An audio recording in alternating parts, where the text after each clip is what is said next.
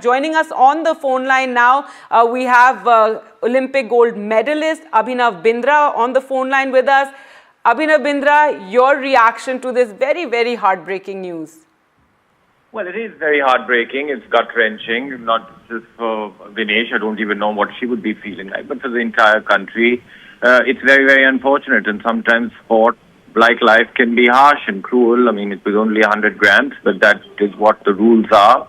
I think there is a threshold of 50 grams, and if you're even a little bit, even a gram more, there is zero tolerance there.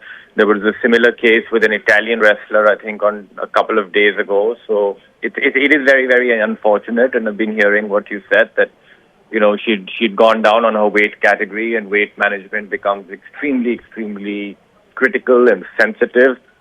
And don't really know what to say, but just to say that it is very, very unfortunate, and it is a time to be with her and to really support her. And you know, it must be so difficult for her at the moment. Right, absolutely. And one doesn't know whether, you know, we should have that little window of hope, glimmer of hope, because we have heard from our political reporters that the Prime Minister has spoken to PT Usha, asked her to do whatever is possible. We do know an appeal has also been filed, but we also know the Olympics, you know, it's very strict, you know, everything. So whether one should hope or not, we're not clear as somebody who's been to the Olympics. I mean, to me, sport is governed by rules and regulations, and, you know, the rules are very, very clear, and I don't see much of a possibility of any changes happening here. All right. Also, you know, many are questioning just 100 grams. How could this have happened? What about her team? You know, how did this even take place? Because yesterday she weighed well within that category limit, and now she's gone overweight.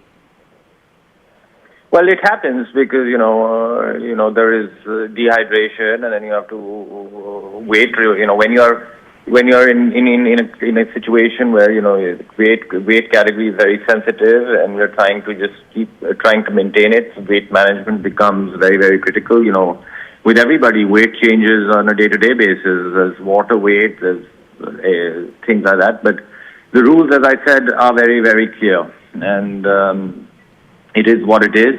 Of course, I mean, there would be a time to reflect on how this could be managed in a much better way.